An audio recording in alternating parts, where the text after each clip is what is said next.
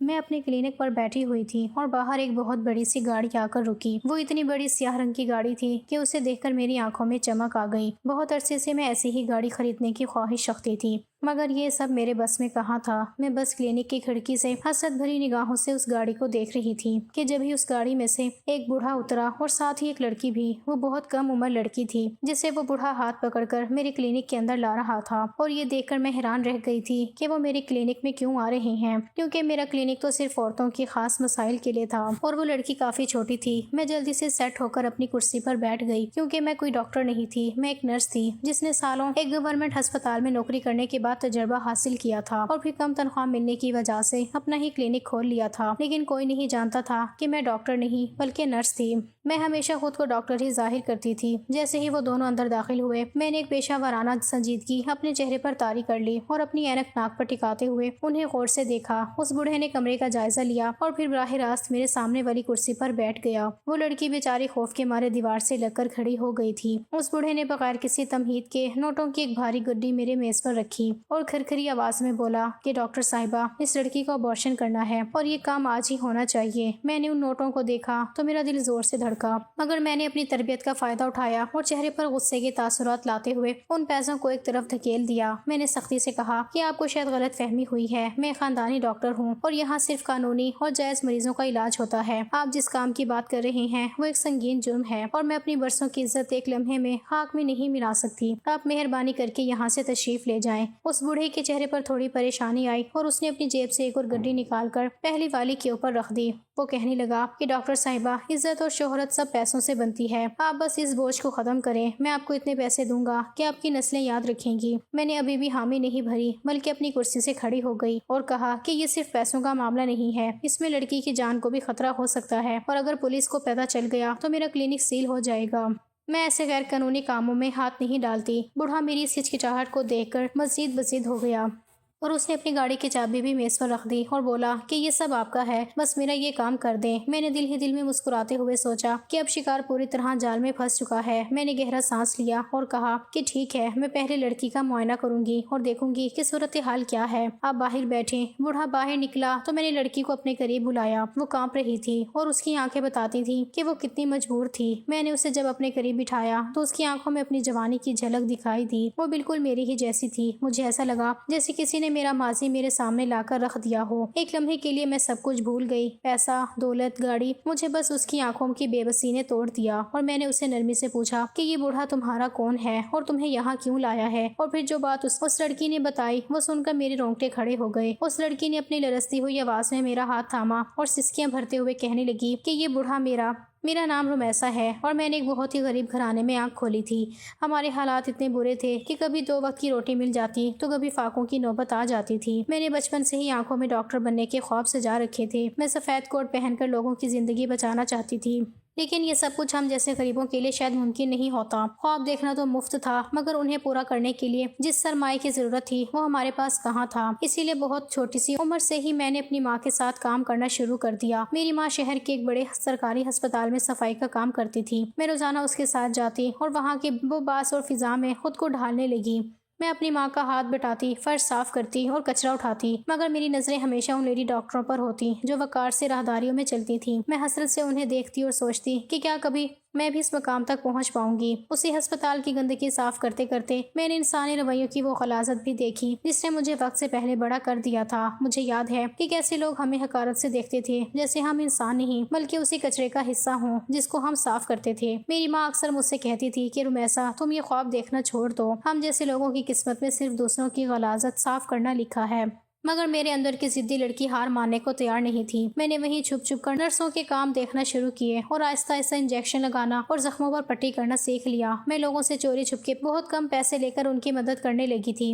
جہاں ہسپتال میں انہیں پرچی بنوانے کے لیے 50 روپے پڑتے، وہیں میں 20 روپے میں صرف انجیکشن لگا دیتی۔ میں بہت خوش تھی کہ سب کچھ ٹھیک چل رہا ہے اور غریب مریض بھی مجھ سے خوش تھے کہ ان کے کچھ پیسے بچ جاتے ہیں۔ لیکن ایک دن ایک سینئر ڈاکٹر نے مجھے یہ حرکت کرتے ہوئے رنگے ہاتھوں پکڑ لیا۔ وہ غصے سے آگ بگولا ہو گیا اور مجھے بازو سے کھینچتے ہوئے ایک خالی کمرے میں لے گیا۔ اس کا چہرہ غصے سے تمتما رہا تھا اور وہ چلانے لگا کہ میں ابھی جا کر مینجمنٹ میں تمہاری شکایت کرتا ہوں۔ تم ایک خاکروب کی بیٹی ہو کر ڈاکٹر بننے کی کوشش کر رہی ہو۔ اگر کسی بھی مریض کو کچھ ہو گیا یا کسی کا ری ایکشن ہو گیا تو اس کا ذمہ دار کون ہوگا؟ تمہیں تو سیدھا پولیس کے حوالے کرنا ہوگا تاکہ تم جیسے لوگ ہسپتال کے نظم و ضبط سے نہ کھیلیں۔ یہ سننا تھا کہ میرے خوف سے پاؤں تھر تھر کانپنے لگے اور مجھے اپنا مستقبل تاریک نظر آنے لگا۔ مجھے لگا کہ آج میری ماں کی نوکری بھی جائے گی اور میں جیل کی سلاخوں کے پیچھے ہوں گی۔ میں نے روتے ہوئے ڈاکٹر کے سامنے ہاتھ جوڑے اور اس کے پاؤں میں گر گئی۔ میں نے گڑ گڑا کر کہا کہ ڈاکٹر صاحب، خدا کے لیے مجھے معاف کر دیں، ہم بہت غریب لوگ ہیں، میری ماں کی نوکری چھین گئی تو ہم بھوکے مر جائیں گے۔ میں آئندہ کبھی ایسی غلطی نہیں کروں گی، میں بس غریب کا بھلا چاہتی تھی۔ مگر ڈاکٹر کا دل نہیں پگھلا، وہ مجھے دھکے دے کر باہر نکالنے ہی والا تھا کہ اچانک اس کے لہجے میں ایک عجیب سی تبدیلی آ گئی۔ اس نے مجھے غور سے دیکھا اور پھر دروازہ اندر سے بند کر دیا۔ اس کی آنکھوں میں اب غصے کی جگہ ایک ہوس بھری چمک تھی جو مجھے اندر تک خوف زدہ کر رہی تھی۔ وہ کہنے لگا کہ اگر تم چاہتی ہو کہ میں یہ بات کسی کو نہ بتاؤں اور تمہیں یہاں کام کرنے دوں تو تمہیں میری ایک شرط ماننی ہوگی۔ ڈاکٹر کا غصہ اور اس کا وہ خوفناک لہجہ میرے وجود کو اندر تک جھنجھوڑ رہا تھا۔ میں ساکت کھڑی تھی اور میرے ماتھے پر پسینہ چمک رہا تھا۔ اس نے میری کلائی اتنی زور سے پکڑی ہوئی تھی کہ مجھے اپنی ہڈیوں کے ٹوٹنے کا احساس ہو رہا تھا۔ وہ بار بار مجھے پولیس اور جیل کی دھمکیاں دے رہا تھا اور کہہ رہا تھا کہ تم جیسی 2 ٹکے کی چھوکری کی یہ ہمت کہ تم میرے ہسپتال میں بیٹھ کر اپنی دکان چمکاؤ گی، میں تمہاری ماں کو بھی یہاں سے دھکے دے کر نکلوا دوں گا اور تم دونوں سڑک پر بھیک مانگو گی۔ میں اس کے پاؤں میں گر پڑی اور گڑ گڑا کر اس سے معافی مانگنے لگی۔ میرے آنسو اس کے جوتوں پر گر رہے تھے مگر اس کے دل میں رحم کا نام و نشان تک نہیں تھا۔ وہ جتنا مجھے دھمکاتا میرا خوف اتنا ہی بڑھتا جا رہا تھا۔ مجھے اپنی ماں کا وہ چہرہ یاد آ رہا تھا جو سارا دن ہسپتال کی راہداریوں میں جھاڑو لگاتے ہوئے تھک جاتی تھی۔ اگر اس کی نوکری چلی جاتی تو ہمارا کوئی سہارا نہیں تھا۔ میں نے روتے ہوئے کہا کہ ڈاکٹر صاحب، میں بہت غریب ہوں، مجھ سے غلطی ہو گئی، میں آئندہ کبھی کسی مریض کو ہاتھ نہیں لگاؤں گی، بس میری ماں کی نوکری بچا لیں۔ وہ ایک دم خاموش ہو گیا اور اس نے مجھے جھٹکے سے زمین سے اٹھایا۔ اس کی آنکھوں میں اب وہ غصہ نہیں تھا بلکہ ایک ایسی گندی نظر تھی جو میرے کپڑوں کو چیرتی ہوئی محسوس ہو رہی تھی۔ اس نے میرے چہرے کے قریب آ کر سرگوشی کی کہ رمیسا، تم ہو تو بہت خوبصورت اور اتنی سی عمر میں اتنی ہمت رکھتی ہو کہ اگر تم چاہو تو یہ سب کچھ ختم ہو سکتا ہے، بلکہ میں تمہیں اس ہسپتال میں وہ مقام دلوا سکتا ہوں جس کا تم نے صرف خواب دیکھا ہے۔ میں حیران رہ گئی کہ ابھی تو یہ شخص مجھے جیل بھیجنے کی باتیں کر رہا تھا اور اب اس کے لہجے میں یہ شہد کہاں سے آ گیا۔ میں نے سہمے ہوئے لہجے میں پوچھا کہ ڈاکٹر صاحب، آپ کیا کہنا چاہتے ہیں؟ اس نے ایک مکارانہ مسکراہٹ کے ساتھ میرا رخسار چھوا اور کہا کہ بس میری کچھ چھوٹی سی خواہشات ہیں، اگر تم انہیں پورا کرتی رہو تو میں تمہیں نرس بھی بنا دوں گا اور کسی کو پتہ بھی نہیں چلے گا کہ تمہارے پاس کوئی ڈگری نہیں ہے۔ میری روح تک کانپ گئی۔ اس کی اس بات میں چھپی غلاظت نے مجھے اندر سے مار دیا تھا۔ ایک طرف میری عزت تھی اور دوسری طرف میری ماں کی روٹی اور میرا وہ خواب جو میں بچپن سے دیکھ رہی تھی۔ میں اس کمرے میں قید تھی اور باہر دنیا اپنی رفتار سے چل رہی تھی مگر میرے لیے وقت تھم گیا تھا۔ میرا دل چاہ رہا تھا کہ میں چیخوں مگر میری آواز گلے میں ہی پھنس کر رہ گئی تھی اور ڈاکٹر دھیرے دھیرے میرے قریب آ رہا تھا اور میں دیوار سے لگتی جا رہی تھی۔ میرے پاس بھاگنے کا کوئی راستہ نہیں تھا کیونکہ اگر آج میں بھاگ جاتی تو میرا مستقبل ہمیشہ کے لیے اندھیروں میں ڈوب جاتا۔ میں نے خود کو اس درندے صفت ڈاکٹر کے حوالے کر دیا اور اس نے اپنی ہوس پوری کر لی۔ مجھے لگا تھا کہ اس کے بعد وہ اپنے وعدے کے مطابق مجھے ہسپتال میں کوئی کام دلوا دے گا اور سب کچھ ٹھیک ہو جائے گا مگر ہوس مٹتے ہی اس کے تیور بدل گئے۔ اس نے مجھے استعمال کرنے کے بعد حقارت سے دیکھا اور دھکیل کر کمرے سے باہر نکال دیا۔ میں بدحواس سی اپنی چادر سنبھال رہی تھی اور وہ سرد لہجے میں کہنے لگا کہ رمیسا، یہی کافی ہے کہ میں تمہاری کسی سے کمپلین نہیں کر رہا اور تمہیں پولیس کے حوالے نہیں کر رہا۔ اس سے زیادہ میں تمہارے لیے کچھ نہیں کر سکتا۔ جاؤ یہاں سے اور دوبارہ میرے سامنے مت آنا۔ میں وہیں کھڑی روتی بلکتی رہی۔ اس کے پاؤں پڑی کہ تم نے تو وعدہ کیا تھا، تم نے میری عزت لوٹ لی، اب میں کہاں جاؤں گی؟ مگر اس کے دل میں رحم کا ایک قطرہ بھی نہ تھا۔ اس نے مجھے بازو سے پکڑ کر راہداری میں جھٹک دیا۔ میں کسی نہ کسی طرح اماں سے نظریں بچا کر ہسپتال سے نکلی اور گرتی پڑتی گھر آ گئی۔ گھر آ کر میں نے خود کو کمرے میں بند کر لیا اور گھنٹوں روتی رہی۔ میرا جی چاہ رہا تھا کہ میں خودکشی کر لوں مگر اماں کا چہرہ میری آنکھوں کے سامنے آ جاتا۔ میں نے یہ بھیانک راز اپنے سینے میں دفن کر لیا اور سب سے چھپا لیا۔ میں نے اماں کے ساتھ ہسپتال جانا بھی بند کر دیا۔ اماں پوچھتی رہتی کہ رمیسا، تم ہسپتال کیوں نہیں چلتی؟ تو میں سر درد یا بخار کا بہانہ بنا دیتی۔ مجھے اس عمارت سے اور اس سفید کوٹ سے اب نفرت ہونے لگی تھی لیکن قسمت کا کھیل ابھی ختم نہیں ہوا تھا۔ چند دن گزرے تو میری طبیعت خراب رہنے لگی، مجھے چکر آتے اور جی متلاتا تھا۔ میں نے ڈرتے ڈرتے جب خود معائنہ کیا تو میرے پیروں تلے سے زمین نکل گئی کیونکہ میں امید سے ہو گئی تھی وہ گناہ جو مجھ پر زبردستی مسلط کیا گیا تھا اب وہ میرے وجود کے اندر پلنے لگا تھا۔ میں ساکت رہ گئی کہ اب میں اماں کو کیا جواب دوں گی اور اس معاشرے کا سامنا کیسے کروں گی۔ جس ڈاکٹر نے میرا سب کچھ لوٹا تھا وہ تو مزے سے اپنی زندگی گزار رہا تھا اور میں اس اندھیری کھائی میں گر چکی تھی جہاں سے واپسی کا کوئی راستہ نہیں تھا۔ میں روزانہ آئینے کے سامنے کھڑی ہو کر اپنے پیٹ کو دیکھتی اور زاروں قطار روتی کہ اس معصوم جان کا کیا قصور ہے اور میرا کیا قصور تھا کہ میں صرف غریب تھی اور ایک خواب دیکھا تھا۔ اب میرے پاس دو ہی راستے تھے، یا تو میں یہ سب برداشت کر کے رسوا ہو جاؤں یا پھر خود وہ کام کروں جو آج میں اس لڑکی کے لیے کرنے جا رہی تھی، یعنی اس بوجھ کو خاموشی سے ختم کر دوں۔ میں نے فیصلہ کر لیا تھا کہ اس ڈاکٹر کو اتنی سکون سے تو بیٹھنے نہیں دوں گی، لیکن اس سے پہلے کہ میں کچھ کرتی، میری ماں کو میری حالت دیکھ کر اندازہ ہو گیا۔ وہ مجھ سے پوچھنے لگی کہ میں نے یہ گناہ کس کے ساتھ مل کر کیا ہے، اور جب میں نے روتے ہوئے اس سے ساری بات بتائی تو اماں نے سر پکڑ لیا، کہنے لگی وہ ڈاکٹر تو بہت ہی خراب ہے، اس نے پہلے بھی کئی مریضوں کی زندگی خراب کی ہے، لیکن کسی نے اس کے خلاف کبھی آواز نہیں اٹھائی کیونکہ وہ سب کو ڈرا دھمکا کے چپ کروا دیتا ہے۔ تو بھی اس کے جھانسے میں آ گئی۔ میں نے اماں سے کہا کہ میں اس بات پر خاموش نہیں بیٹھوں گی، اور پھر میں نے اگلے دن ہسپتال جا کر خوب ہنگامہ کیا۔ میں سیدھا اس ڈاکٹر کے کیبن میں گھس گئی اور سب کے سامنے اس کو گریبان پکڑ لیا۔ میں نے چیخ چیخ کر سب کو بتانا شروع کیا کہ اس سفید کوٹ کے پیچھے ایک درندہ چھپا ہوا ہے جس نے غریب کی عزت کے ساتھ کھیلا ہے۔ ہسپتال کی راہداریوں میں لوگ جمع ہو گئے۔ نرسیں اور وارڈ بوائے حیرت سے مجھے دیکھ رہے تھے۔ وہ ڈاکٹر پہلے تو بوکھلا گیا، مگر پھر اس نے اپنی پرانی چال چلی اور سیکیورٹی گارڈز کو بلا کر باہر پھینکوانے کا حکم دے دیا۔ وہ ہنستا ہوا کہنے لگا کہ یہ لڑکی پاگل ہے اور اس کی ماں یہاں صفائی کرتی ہے، یہ لوگ مجھ سے پیسے بٹورنے کے لیے یہ ڈرامہ کر رہے ہیں۔ اس کی یہ بات سن کر میرا خون کھول اٹھا۔ میں نے اسے بد دعائیں دی اور کہا کہ تو نے جو بیج بویا ہے وہ ایک دن تیری اپنی بربادی کا سبب بنے گا۔ اس ہنگامے کا نتیجہ یہ نکلا کہ میری ماں کی نوکری بھی چلی گئی اور ہمیں وہاں سے رسوا کر کے نکال دیا گیا۔ ہم سڑک پر آ گئے تھے، نہ سر چھپانے کو چھت تھی اور نہ ہی پیٹ بھرنے کو روٹی۔ اماں سارا دن روتی رہتی اور مجھے کوستی کہ تم نے ہنگامہ کیوں کیا، اب ہم کہاں جائیں گے، لیکن میرے اندر کی آگ ٹھنڈی نہیں ہوئی تھی۔ میں نے سوچ لیا تھا کہ اگر یہ دنیا مجھے عزت سے جینے نہیں دے گی تو میں بھی اس دنیا کے اصولوں پر نہیں چلوں گی۔ میں نے خود اپنا ابورشن کیا، وہ تکلیف، وہ کرب میں کبھی نہیں بھول سکتی۔ میں نے اکیلے اس درد کو سہا اور اس بوجھ کو اپنے وجود سے الگ کر دیا۔ اسی دن میں نے عہد کیا کہ اب میں نرس بن کر نہیں بلکہ ڈاکٹر بن کر سامنے آؤں گی، چاہے وہ جھوٹ ہی کیوں نہ ہو۔ میں نے شہر کے دوسرے کونے میں ایک چھوٹا سا کمرہ کرائے پر لیا اور وہاں اپنا کلینک کھول لیا۔ میں نے اپنی ماں کو بھی وہیں رکھ لیا اور خود تو ایک تجربہ کار لیڈی ڈاکٹر کے طور پر متعارف کروایا، کیونکہ میں نے ہسپتال میں کام کر کے اتنا کچھ سیکھ لیا تھا کہ میں عام بیماریوں اور خاص طور پر ان معاملات کو ڈیل کر سکتی تھی جو لڑکیاں چھپ کر کروانا چاہتی تھیں۔ میرا کام چل نکلا۔ میں نے اپنی محنت اور اس جھوٹے سہارے کے دم پر اپنا ذاتی گھر خرید لیا۔ اپنی چھوٹی بہن کو بہترین اسکول اور کالج میں تعلیم دلوانی شروع کی تاکہ جو خواب میں پورا نہ کر سکی وہ میری بہن پورا کرے۔ لیکن اس بیچ میری ماں کا انتقال ہو گیا جو میرے لیے ایک بہت بڑا صدمہ تھا۔ میں خود کو دنیا میں بالکل تنہا محسوس کرنے لگی تھی۔ میرے لیے کئی لوگوں نے شادی کے رشتے بھی بھیجے، مگر ماضی کے زخموں نے مجھے اس طرح چیرا تھا کہ میں کسی مرد پر اعتبار کرنے یا شادی کے بارے میں سوچنے کے لیے بھی تیار نہیں تھی۔ میرے ذہن میں بس وہی ہسپتال کا کمرہ اور وہ درندہ صرف ڈاکٹر گھومتا رہتا تھا جس نے میری زندگی برباد کی تھی۔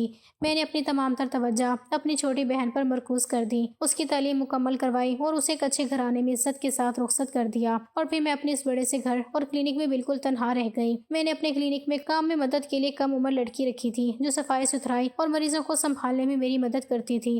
وہ بھی غریب گھرانے سے تعلق رکھتی تھی، اس لیے میں اسے اچھے خاصے پیسے دے دیا کرتی تھی تاکہ اسے وہ سب نہ جھیلنا پڑے جو میں نے جھیلا تھا۔ اتفاق سے پچھلے کچھ دنوں سے وہ چھٹیوں پر اپنے گاؤں گئی ہوئی تھی اور میں کلینک میں بالکل تنہا ہی تھی جب وہ بڑی سیاہ گاڑی میری کلینک کے باہر آ کر رکی تھی۔ اس گاڑی کی چمک اور اس بوڑھے کی جیب سے نکلتی نوٹوں کی گڈیاں دیکھ کر میرے اندر کی وہ لالچی عورت جاگ اٹھی تھی جو برسوں کی محرومیوں کے بعد اب صرف پیسہ بٹورنا چاہتی تھی۔ میں نے اس کم عمر لڑکی کی حالت دیکھ کر ہمدردی کی بجائے اسے لوٹنے کا سوچ لیا تھا۔ میں نے تہیہ کر لیا تھا کہ اس بوڑھے سے اتنی رقم لوں گی کہ میری اگلی زندگی شاہانہ گزرے گی، مگر جیسے ہی اس لڑکی نے اپنا منہ کھولا اور وہ لرزتا ہوا جملہ بولا تو میری ساری منصوبہ بندی دھری کی دھری رہ گئی۔ اس نے میری طرف دیکھ کر کہا کہ ڈاکٹر صاحبہ، یہ بوڑھا میرا مالک ہے، میں اس کے ایک بہت بڑے اور عالیشان بنگلے پر نوکری کرتی ہوں، میں بہت غریب ہوں اور میرا اس دنیا میں اپنی بیمار ماں کے سوا کوئی نہیں ہے۔ میری ماں پچھلے کئی مہینوں سے بستر پر پڑی زندگی اور موت کی جنگ لڑ رہی ہے، ان کے علاج کے لیے مجھے بہت زیادہ پیسوں کی ضرورت تھی۔ میں نے ہر جگہ ہاتھ پھیلائے، ہر کسی سے مدد مانگی، مگر اس بے حس دنیا میں کسی نے میری پکار نہ سنی۔ آخرکار جب میں تھک ہار گئی تو میں نے اسی بوڑھے مالک کے سامنے جھولی پھیلائی اور اپنی ماں کی زندگی کی بھیک مانگی۔ اس نے میری بے بسی کو اپنی ہوس کی ڈھال بنا لیا۔ اس نے مجھ سے کہا کہ وہ میری ماں کے علاج کا سارا خرچ اٹھا لے گا، لیکن اس کے بدلے میں اسے میری جوانی اور میرا وجود چاہیے۔ پہلے تو یہ سن کر میرے پیروں تلے سے زمین نکل گئی اور میں نے صاف انکار کر دیا۔ میں نے سوچا کہ میں بھیک مانگ لوں گی، فاقے کر لوں گی، مگر اپنی عزت کا سودا کبھی نہیں کروں گی۔ لیکن وقت گزرنے کے ساتھ ساتھ میری ماں کی حالت بگڑتی گئی۔ وہ میرے سامنے تڑپتی تھیں اور ہسپتال والے پیسوں کے بغیر انہیں ہاتھ لگانے کو تیار نہ تھے۔ ایک طرف میری غیرت تھی اور دوسری طرف میری ماں کی زندگی کا چراغ جو بجھنے والا تھا۔ آخرکار میرے پاس کوئی راستہ نہیں بچا، میں ٹوٹ گئی اور اپنی ماں کو بچانے کی خاطر میں نے مجبوراً خود کو اس درندے کے حوالے کر دیا۔ میں نے سوچا تھا کہ شاید ایک بار کی قربانی سے سب ٹھیک ہو جائے گا، مگر اس ہوس پرست بوڑھے نے مجھے تماشا بنا دیا، اور جب اسے پتا چلا کہ میں اس حال میں پہنچ گئی ہوں تو وہ اب اپنی سفید پوشی کا بھرم رکھنے کے لیے مجھے آپ کے پاس لایا ہے تاکہ وہ اس گناہ کے ثبوت کو ہمیشہ کے لیے مٹا سکے۔ ڈاکٹر صاحبہ، میں بہت مجبور ہوں، اگر میری ماں کو اس بات کا پتا چلا تو وہ جیتی جی مر جائیں گی اور یہ معاشرہ مجھے کہیں کا نہیں چھوڑے گا۔ اس لڑکی کی بات سن کر میرے کانوں میں سائیں سائیں ہونے لگی۔ مجھے ایسا لگا جیسے اس لڑکی کے روپ میں خود کھڑی ہوں، وہی بے بسی، وہی غربت اور وہی درندگی جو برسوں پہلے میرے ساتھ ہوئی تھی، آج دوبارہ میرے سامنے ایک نئی شکل میں موجود تھی۔ اس بوڑھے کی وہ سیاہ گاڑی اور وہ دولت اب مجھے خون میں لت پت نظر آنے لگی تھی۔ میرا دل چاہ رہا تھا کہ میں باہر جا کر اس بوڑھے کا گلا گھونٹ دوں جس نے ایک معصوم کی زندگی صرف چند روپوں کے بدلے برباد کر دی تھی، لیکن میں نے اپنے جذبات پر قابو پایا، کیونکہ اب مجھے صرف اس لڑکی کو نہیں بچانا تھا بلکہ اس بوڑھے کو ایسی عبرتناک سزا دینی تھی کہ وہ اپنی باقی ماندہ زندگی موت کی دعائیں مانگتے ہوئے گزارے۔ میں نے اس لڑکی کی آنکھوں میں جھانکتے ہوئے کہا کہ دیکھو، تم اکیلی نہیں ہو، میں تمہاری مدد کرنا چاہتی ہوں، لیکن اس کے لیے تمہیں ہمت دکھانی ہوگی اور میرا ساتھ دینا ہوگا۔ وہ لڑکی جو اب تک صرف رونا جانتی تھی، میری باتوں سے اسے جیسے زندگی کی ایک نئی امید مل گئی۔ اس نے اپنے آنسو پونچھے اور سر ہلا کر مجھ پر بھروسہ کرنے کا یقین دلایا۔ میں نے اسے سمجھا دیا کہ اب باہر جا کر اسے کیسا برتاؤ کرنا ہے۔ پھر میں نے بڑے اطمینان سے دروازہ کھولا اور اس بوڑھے کو اندر بلایا۔ وہ بوڑھا اپنی موٹی توند سنبھالے بڑے غرور سے اندر داخل ہوا، جیسے اسے یقین ہو کہ پیسہ ہر ضمیر خرید سکتا ہے۔ میں نے اپنے چہرے پر ایک پیشہ ورانہ مسکراہٹ سجائی اور بڑے ادب سے کہا کہ دیکھیے جناب، میں نے معائنہ کر لیا ہے، لڑکی کی حالت ابھی تھوڑی کمزور ہے، اس لیے میں نے اسے کچھ ضروری دوائیں دے دی ہیں تاکہ کل اس کا جسم اس تکلیف دہ عمل کے لیے تیار ہو سکے۔ آپ کو اسے کل دوبارہ اسی وقت یہاں لانا ہوگا تاکہ میں اس کا بچہ ضائع کر سکوں اور سب کچھ خاموشی سے ٹھیک ہو جائے۔ یہ سن کر اس بوڑھے کی بدصورت چہرے پر کمینی سی خوشی پھیل گئی۔ اسے لگا کہ اس کا گناہ اب ہمیشہ کے لیے دفن ہونے والا ہے۔ اس نے میز پر پہلے سے پڑی نوٹوں کی گڈیوں کی طرف اشارہ کیا اور کہنے لگا کہ ڈاکٹر صاحبہ، یہ تو ابھی شروعات ہے، آپ بس یہ کام صفائی سے کر دیں۔ کل جب یہ بوجھ ختم ہو جائے گا تو میں وعدہ کرتا ہوں کہ آپ کو اس سیاہ گاڑی کا تحفہ بھی دے دوں گا جو باہر کھڑی ہے۔ اور پھر وہ اس معصوم لڑکی کا ہاتھ پکڑ کر فاتحانہ انداز میں وہاں سے چلا گیا۔ مجھے اس کی پشت دیکھ کر گھن آ رہی تھی، مگر میں نے اپنے غصے کو دبا لیا کیونکہ میرا اصل وار ابھی باقی تھا۔ جیسے ہی وہ گاڑی نظروں سے اوجھل ہوئی، میں نے کلینک کا دروازہ اندر سے بند کیا اور اگلے دن کا وہ خوفناک منصوبہ تیار کرنے لگی جس نے اس بوڑھے کی زندگی بدل کر رکھ دینی تھی۔ میں نے سوچ لیا تھا کہ اسے صرف پولیس کے حوالے کرنا کافی نہیں ہوگا، کیونکہ اس جیسے لوگ پیسوں کے زور پر چھوٹ جاتے ہیں۔ مجھے اسے ایسی عبرتناک سزا دینی تھی کہ وہ اپنی مردانگی اور اپنی دولت دونوں پر ماتم کرے۔ میں نے اس رات ایک بہت قیمتی اور جدید ویڈیو ریکارڈر خریدا اور اسے اپنے کلینک کے اس طرح خفیہ کونے میں چھپا کر نصب کر دیا جہاں سے اس بوڑھے کے چہرے کا ایک ایک تاثر صاف ریکارڈ ہو سکے۔ میں نے پوری رات جاگ کر اگلے دن کا انتظار کیا، کیونکہ یہ صرف اس لڑکی کا نہیں بلکہ میرے ماضی کا بھی حساب تھا۔ جب اگلی صبح وہ بوڑھا دوبارہ اسی سیاہ گاڑی میں اس معصوم لڑکی کو لے کر میری کلینک پہنچا تو اس کے چہرے پر ایک عجیب سی بے صبری تھی۔ وہ چاہتا تھا کہ بس جلدی سے یہ گناہ مٹ جائے اور وہ اپنی پرسکون زندگی میں واپس لوٹ جائے۔ میں نے اسے اپنے سامنے بٹھایا اور جان بوجھ کر سوال جواب کا سلسلہ شروع کر دیا۔ میں نے بہت سنجیدگی سے کہا کہ دیکھیے جناب، یہ ایک بہت بڑا رسک ہے۔ میں نے کل رات اس کیس پر غور کیا ہے اور مجھے ڈر لگ رہا ہے کہ کہیں میں بعد میں کسی قانونی چارے جوئی میں نہ پھنس جاؤں۔ مجھے پہلے سچ سچ بتانا ہوگا کہ یہ لڑکی آپ کی کون ہے اور آپ اس کا ابورشن کیوں کروانا چاہتے ہیں۔ پہلے تو وہ تل ملا اٹھا اور صاف کہنے لگا کہ ڈاکٹر صاحبہ، میں یہ سب بتانا ضروری نہیں سمجھتا، آپ کو اپنی رقم سے مطلب ہونا چاہیے۔ لیکن جب میں نے سختی دکھائی اور کہا کہ اس معلومات کے بغیر میں آپریشن نہیں کروں گی کیونکہ مجھے اپنی ساکھ اور جان پیاری ہے، تو وہ تھوڑا نرم پڑ گیا۔ اس نے ایک حقارت آمیز مسکراہٹ کے ساتھ میری طرف دیکھا اور کہنے لگا کہ ڈاکٹر صاحبہ، آپ بھی خواہ ڈر رہی ہیں۔ یہ لڑکی میری غریب ملازمہ ہے، اس کی اوقات ہی کیا ہے کہ یہ میرا کچھ بگاڑ سکے۔ اس کی ماں ہسپتال میں موت اور زندگی کی کشمکش میں پڑی ہے اور اس کے علاج کے سارے پیسے میں دے رہا ہوں۔ بس میں یہ نہیں چاہتا کہ یہ بعد میں میری بیوی اور بچوں کو معلوم ہو جائے، کیونکہ معاشرے میں میرا ایک نام اور مقام ہے، اس لیے میں اس کو ابورشن کروا کر اس قصے کو ہمیشہ کے لیے ختم کرنا چاہتا ہوں۔ وہ بڑی ڈٹائی اور بے شرمی سے میرے سامنے اپنے ایک ایک گناہ کا اعتراف کر رہا تھا۔ اسے اندازہ ہی نہیں تھا کہ اس کی یہ تمام گفتگو اور اس کا مکار چہرہ اس چھوٹے سے کیمرے میں ریکارڈ ہو رہا ہے جو اس کی بربادی کا پروانہ بننے والا تھا۔ میں نے اس کی باتیں سن کر اپنا غصہ ضبط کیا اور اسے باہر ویٹنگ ایریا میں بھیج دیا۔ میں لڑکی کو ابارشن کے نام پر آپریشن تھیٹر کے اندر لے گئی، لیکن میں نے اس کا بچہ ضائع نہیں کیا تھا، بلکہ میں نے اسے پہلے ہی سمجھا دیا تھا کہ اسے صرف ایک جھوٹا ناٹک کرنا ہے۔ میں نے اسے بیڈ پر لٹایا اور کچھ حالات کی آوازیں نکالنا شروع کی تاکہ باہر بیٹھے اس بوڑھے کو لگے کہ کام شروع ہو چکا ہے۔ میں نے لڑکی کے کان میں سرگوشی کی کہ ڈرو مت، میں نے تمہارا بچہ ضائع نہیں کرنا، بلکہ میں تمہیں اور تمہاری ماں کو اس درندے سے ہمیشہ کے لیے نجات دلوانے والی ہوں۔ تم بس تھوڑی دیر بعد درد کا ڈرامہ کرنا اور پھر خاموش ہو جانا جیسے تم بے ہوش ہو گئی ہو۔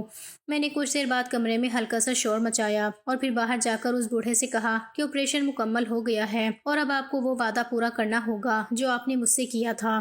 وہ خوشی سے پھولے نہیں سما رہا تھا، مگر اسے کیا پتا تھا کہ اصل کھیل تو اب شروع ہوا ہے۔ اس بوڑھے کے جانے کے بعد میں نے وہ ویڈیو اس کی بیوی کے نمبر پر بھیج دی، وہ نمبر جو میں نے اس لڑکی فائزہ سے لیا تھا، اور ساتھ ہی وہ ویڈیو سوشل میڈیا پر بھی اپلوڈ کر دی۔ میں نے بڑی مہارت سے اس ویڈیو میں فائزہ کا چہرہ تو بلر کر دیا تھا تاکہ اس کی پہچان اور عزت محفوظ رہے، لیکن اس بوڑھے کا چہرہ بالکل واضح رکھا تھا تاکہ دنیا سفید پوش درندے کی اصل حقیقت دیکھ سکے۔ دیکھتے ہی دیکھتے وہ ویڈیو آگ کی طرح پھیل گئی اور سوشل میڈیا پر تیزی سے شیئر ہونے لگی۔ ہر طرف اس بوڑھے کی مذمت ہو رہی تھی اور لوگ اس کے خلاف کارروائی کا مطالبہ کر رہے تھے۔ میں نے فائزہ کو پہلے ہی سمجھا دیا تھا کہ یہاں سے نکلنے کے بعد اسے کیا کرنا ہے۔ میں نے اسے ایک نیا فون اور سم دے دی تھی اور اپنا نمبر اس میں محفوظ کر دیا تھا تاکہ وہ مجھ سے رابطے میں رہے۔ فائزہ اپنی بیمار ماں کو لے کر شہر کے ایک دور دراز علاقے میں روپوش ہو گئی تھی جہاں اس بوڑھے کا پہنچنا ناممکن تھا۔ کچھ دن گزرے تو فائزہ نے مجھے فون کیا اور اپنی خیریت کی اطلاع دی۔ وہ بہت ڈری ہوئی تھی، لیکن اسے مجھ پر پورا بھروسہ تھا۔ میں نے اسے تنہا نہیں چھوڑا بلکہ اسے اپنے پاس بلوا لیا اور اسے اپنے ہی گھر کے ایک حصے میں پناہ دے دی۔ میں نے اس کی ماں کے علاج کا سارا ذمہ خود اٹھا لیا کیونکہ اب میرے پاس اس بوڑھے سے لی ہوئی وہ رقم تھی جو اس نے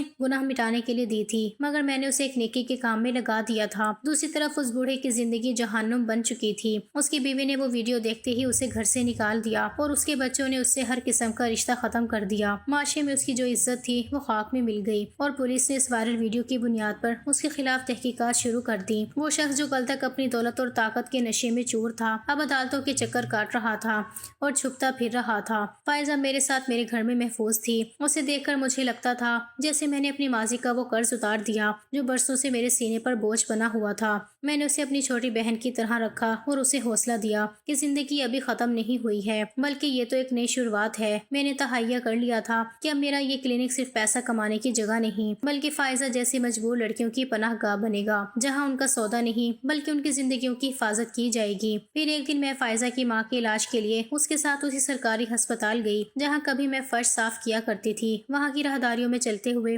پرانی یادیں میرے سینے میں نشتر کی طرح چبھ رہی تھیں کہ اچانک میری نظر اسی ڈاکٹر پر پڑی جو میری زندگی تباہ کرنے کی وجہ بنا تھا۔ اسے دیکھتے ہی میرے اندر نفرت کی چنگاریاں بھر گئیں اور میرا ہاتھ لاشعوری طور پر مٹھیاں بن گیا۔ اس سے پہلے کہ میں اس کے پاس جا کر اپنی برسوں کی تڑپ اور غصہ نکالتی، اس نے مجھے دیکھ لیا تھا۔ وہ جو کبھی غرور اور تکبر کا بت بنا رہتا تھا اب جھکا ہوا اور شکستہ حال لگ رہا تھا۔ وہ خود ہی لڑکھڑاتے قدموں کے ساتھ میرے پاس آیا اور اچانک میرے سامنے ہاتھ جوڑ کر زاروں قطار رونے لگا۔ وہ مجھ سے معافی مانگنے لگا۔ میں ہکا بکا رہ گئی اور حیرت سے اسے دیکھنے لگی کہ یہ وہی شخص ہے جس نے کبھی مجھے دھکے دے کر باہر نکلوایا تھا۔ پھر اس نے سسکیاں بھرتے ہوئے بتایا کہ وہ اپنے گناہوں پر بہت شرمسار ہے۔ اس نے تسلیم کیا کہ اس نے اقتدار اور ہوس کے نشے میں مجھ جیسی بہت سی بے بس لڑکیوں کی زندگی برباد کی ہے، لیکن مکافات عمل نے اسے ایسی سزا دی کہ وہ کہیں کا نہ رہا۔ اس نے روتے ہوئے بتایا کہ قسمت نے ایسا بھیانک کھیل کھیلا کہ اس کی اپنی ہی اکلوتی بیٹی کی زندگی برباد ہو گئی۔ اس کی بیٹی کسی لڑکے کی محبت کی جال میں پھنس گئی تھی اور اس نے اپنا سب کچھ لٹا دیا۔ جب وہ لڑکا اسے چھوڑ کر چلا گیا تو وہ اس رسوائی اور غم کو برداشت نہ کر سکی اور اس نے اپنی جان لے لی۔ وہ ڈاکٹر میرے سامنے زمین پر بیٹھ کر بین کر رہا تھا اور کہہ رہا تھا کہ رومیسا مجھے میرے کیے کی سزا مل گئی ہے۔ میری بیٹی کی موت نے مجھے جیتے جی مار دیا ہے۔ خدا کے لیے مجھے معاف کر دو ورنہ میں قبر میں بھی سکون نہیں پا سکوں گا۔ میں ساکت کھڑے اسے دیکھ رہی تھی۔ میرا دل چاہ رہا تھا کہ میں اس پر چلاؤں، اسے کہوں کہ یہ تمہارے اپنے ہاتھوں کی بوئی ہوئی فصل ہے جو آج تم کاٹ رہے ہو، مگر میری زبان جیسے تالوے سے چپک گئی تھی۔ میں نے فائزہ کا ہاتھ پکڑا اور اسے وہاں سے لے کر مڑ گئی۔ میں اسے بنا معاف کیے وہاں سے واپس آ گئی کیونکہ شاید اسے معاف کرنے کا ظرف مجھ میں نہیں تھا۔ کچھ زخم ایسے ہوتے ہیں جو بھر تو جاتے ہیں مگر ان کے نشان کبھی نہیں مٹتے۔ میں نے محسوس کیا کہ قدرت کا انصاف سب سے بڑا ہے جس نے اس شخص کو اسی مقام پر لا کھڑا کیا جہاں اس نے دوسروں کو پہنچایا تھا۔ میں اپنے گھر واپس آ گئی اور فائزہ کو سینے سے لگا لیا۔ اب مجھے احساس ہوا کہ بدلہ لینا ہی سب کچھ نہیں ہوتا، بلکہ کسی مجبور کی زندگی سنوار دینا ہی اصل جیت ہے۔ فائزہ اور اس کی ماں میری فیملی تھے، اور میں نے عہد کر لیا تھا کہ اب میری بقیہ زندگی ان لوگوں کے لیے وقف ہوگی جنہیں اس بے رحم معاشرے نے ٹھکرا دیا تھا۔ میرا کلینک اب صرف ایک علاج گاہ نہیں بلکہ ایک امید کی کرن بن چکا تھا، اور میں رمیسا اب ایک جعلی ڈاکٹر نہیں بلکہ ایک سچی مسیحا بن کر جی رہی تھی۔